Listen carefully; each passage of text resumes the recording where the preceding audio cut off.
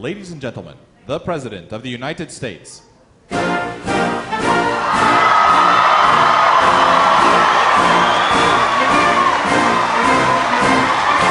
Everyone in America gets a fair shot at success. I believe that this country succeeds when everyone gets a fair shot. When everyone does their fair share. That is the height of unfairness. Restore fairness. Asking everybody to do their fair share. When everyone engages in fair play and everybody gets a fair shot and everybody does their fair share. A tax code that makes sure everybody pays their fair share, in which everyone gets a fair chance. You know, rebuilding this economy based on fair play, a fair shot, and a fair share. Now, this kind of inequality, less inequality, inequality also distorts our democracy. This kind of gaping inequality, trend of rising inequality over the last few decades, this isn't about class warfare. This is about the nation's welfare.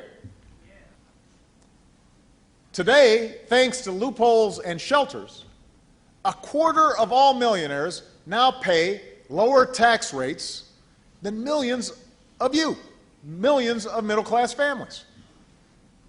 Some billionaires have a tax rate as low as 1%.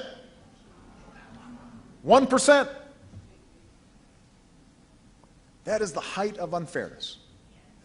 It is wrong. This isn't about class warfare. This is about the nation's welfare.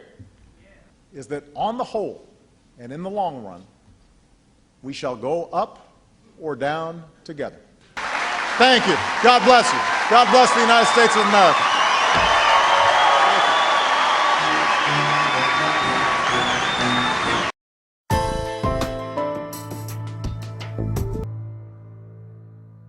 A favorite device to stir our emotions is to contrast extremes of wealth and of poverty.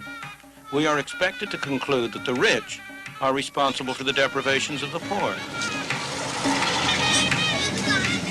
That they are rich at the expense of the poor.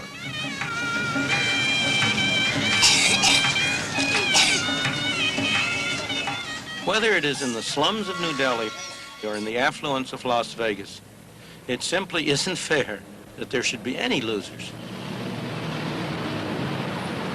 Life is unfair. There's nothing fair about one man being born blind and another man being born with sight.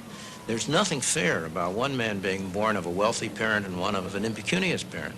There's nothing fair about Muhammad Ali having been born with a skill that enables him to make millions of dollars one night. There's nothing fair about Marlene Dietrich having great legs that we all want to watch. There's nothing fair about any of that. But on the other hand, don't you think a lot of people who like to look at Marlene Dietrich's legs benefited from nature's unfairness in producing a Marlene Dietrich? What kind of a world would it be if everybody was an absolute identical duplicate of anybody else? You might as well destroy the whole world and just keep one specimen left for a museum. In the same way, it's unfair that Muhammad Ali should be a great fighter and should be able to earn millions. But would it not be even more unfair to the people who like to watch him if you said that in the pursuit of some abstract ideal of equality, we're not going to let Muhammad Ali get more for one night's fight than the lowest man on the totem pole can get for a day's unskilled work on the docks? You could do that, but the result of that would be to deny people the opportunity to watch Muhammad Ali. I doubt very much that he would be willing to subject himself to the kind of fights he's gone through if he were to get the pay of an unskilled docker. We're only 1 minute away from double jackpot time. When we're in the double jackpot time, watch double jackpot board. With the number of your spots, that is just one double jackpot. Now, select your favorite machine, check your screen, and listen to the horn after the countdown. When you hear the horn... But what does Las Vegas have to do with the real world? A great deal more than you might think.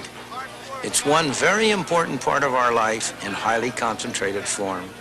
Every day, all of us are making decisions that involve gambles. Sometimes they're big gambles, as when we decide what occupation to pursue or whom to marry. More often, they're small gambles, as when we decide whether to cross the street against the traffic. But each time the question is, who shall make the decision, we or somebody else? We can make the decision only if we bear the consequences.